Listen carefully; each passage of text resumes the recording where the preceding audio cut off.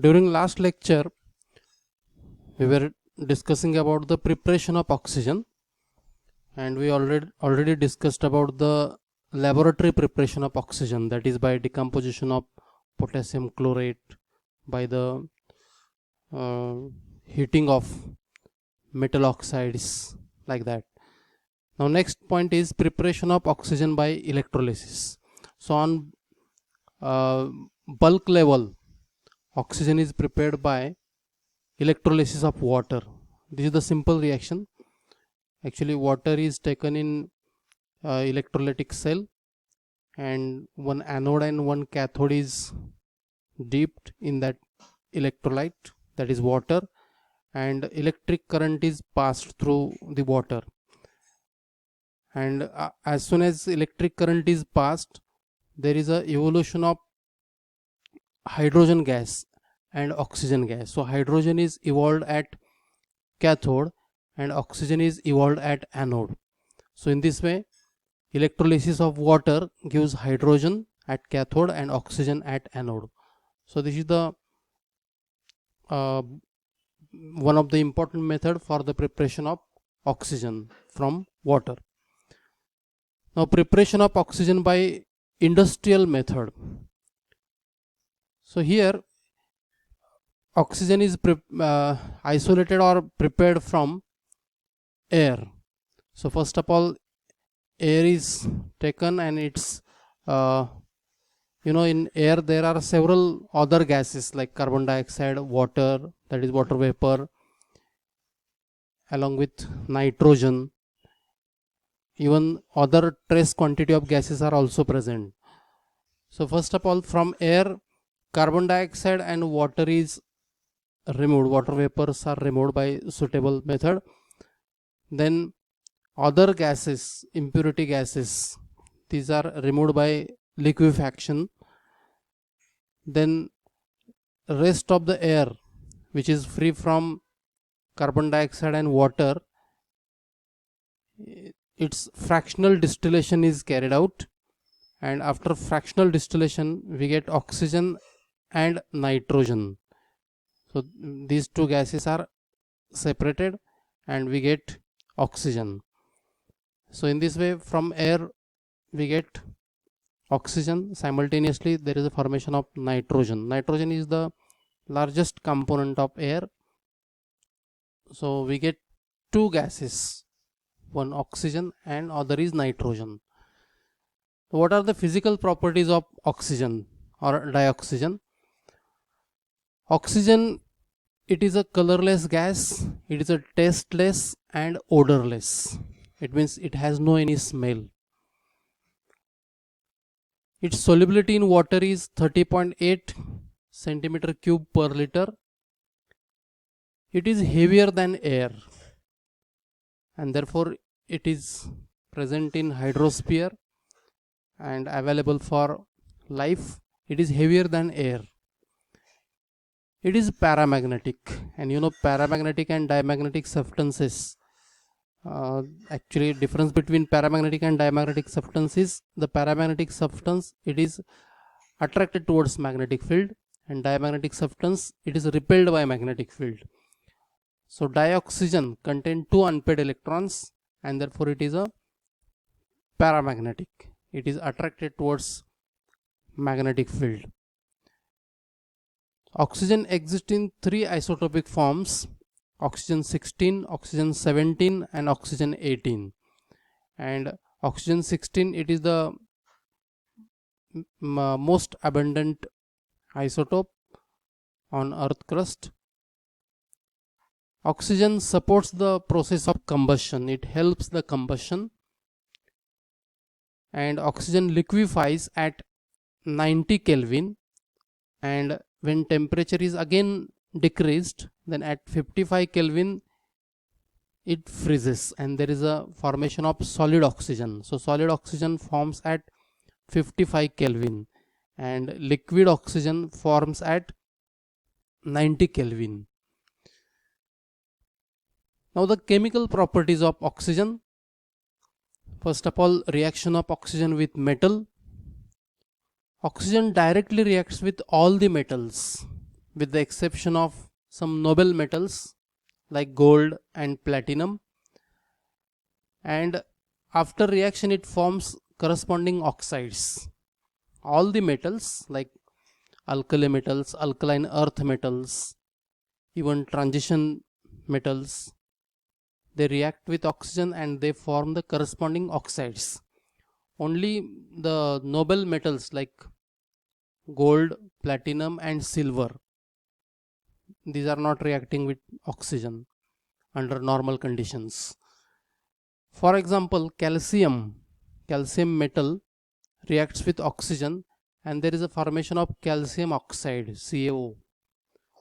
Similarly, aluminium reacts with oxygen, there is oxidation of aluminium under normal condition and there is a formation of alumina, Al2O3. So in this way metals combine with oxygen and there is a formation of metal oxides. Now reaction of oxygen with non-metals. Oxygen also react with almost all the non-metals with the exception of noble gases, and there is a formation of corresponding oxides. For example, carbon react with oxygen and there is a formation of carbon dioxide. Carbon is a non-metal, so it react with oxygen and we get carbon dioxide. Similarly, phosphorus exists as a tetraatomic molecule, P4.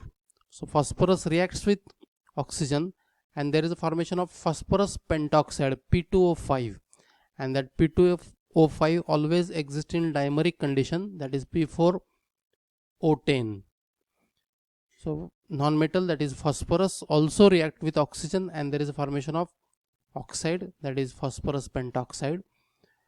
Normally oxides of non-metals, these are acidic. Carbon dioxide is acidic, phosphorus pentoxide is also acidic. Then reaction of oxygen with some compounds. Oxygen react with zinc sulfide and it converts zinc sulfide into zinc oxide. So zinc sulfide gets converted into zinc oxide in presence of oxygen. So when mixture of zinc sulfide and oxygen is heated, there is a formation of zinc oxide. Actually this first reaction, it is carried out in metallurgical operation.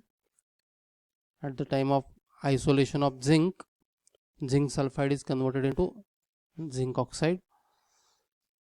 So again methane gets oxidized in presence of oxygen and there is a formation of carbon dioxide and water.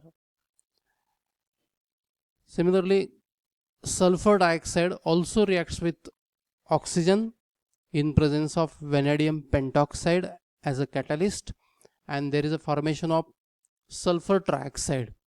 This is one of the important step in the manufacture of sulfuric acid. At the time of preparation or manufacture of sulfuric acid, first of all sulfur dioxide, it is converted into sulfur trioxide and this sulfur trioxide then further converted into sulfuric acid. So here sulfur dioxide reacts with oxygen and we get sulfur trioxide. Well known catalyst is vanadium pentoxide. Now through hydrochloric acid, when oxygen gas is passed in presence of cupric chloride and when mixture is heated, there is a evolution of chlorine gas. So here there is a oxidation of chloride Cl minus into Cl2. So here oxygen oxidizes chloride into chlorine. So these are the some reactions with compounds such as zinc sulfide, then methane, sulfur dioxide and hydrochloric acid. Now what are the uses of dioxygen?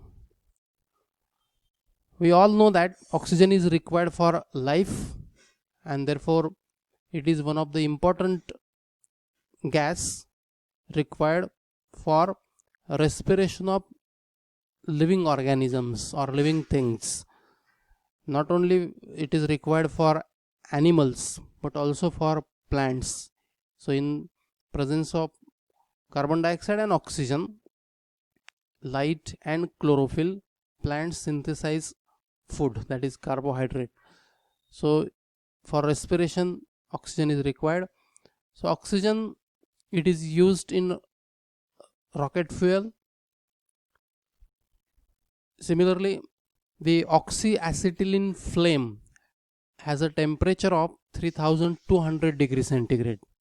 So when oxygen is mixed with acetylene, and that fuel, when ignited, resulting flame has a temperature of 3200 degrees centigrade. Actually, this flame, oxyacetylene flame, it is used for cutting and welding purpose also.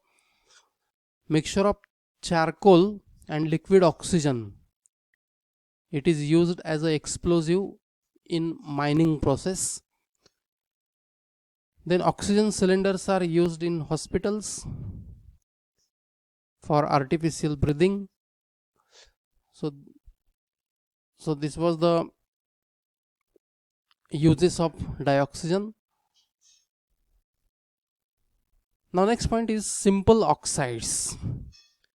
Now what is oxide? What do you mean by oxide? Oxide, it is a binary compound of any element which may be metal or non-metal with oxygen. It is called as oxide. So binary compound, binary means compound having two elements. For example, metal plus oxygen or non-metal plus oxygen, like that. So binary compound of element which may be metal or non-metal with oxygen, it is called oxide. So there are four types of oxides. Number one, that is acidic oxides. Generally non-metals, they form the acidic oxides like carbon, nitrogen, phosphorus. So non-metals, even sulfur, they form the acidic oxides. Second type is basic oxides. So metals, active metals, they form the basic oxides like sodium form the basic oxide, calcium oxide or barium oxide. So all the active metals, they form the basic oxides. Then amphoteric oxides. So this is the third type. Next is neutral oxides. Now just we discuss one by one. First of all, what are the acidic oxides? Already I told you, the oxide which, or this type of acidic oxide, it is formed by non-metals. Already I told you, the oxide which dissolves in water and form acid or reacts with base and form salt, it is called acidic oxide. So normally the acidic oxide dissolves in water and forms acid, and it reacts with base and form salt. So generally the oxides of non-metals, these are the acidic oxides. For example, sulfur dioxide, sulfur trioxide, carbon dioxide, nitrogen pentoxide, or chlorine heptoxide, Cl2O7. So this is the acidic oxide of sulfur, SO2. It reacts with water and there is a formation of acid, H2SO3. And SO3, this is acidic oxide, it reacts with base and there is a formation of salt, that is Na2SO4, sodium sulfate. So as I said, the oxide which dissolves in water to form acid or reacts with base to form salt, it is acidic oxide. And SO2 is acidic oxide which dissolves in water and forms acid, H2SO3. And SO3, it is also acidic oxide, reacts with base and there is a formation of salt, that is sodium sulfate.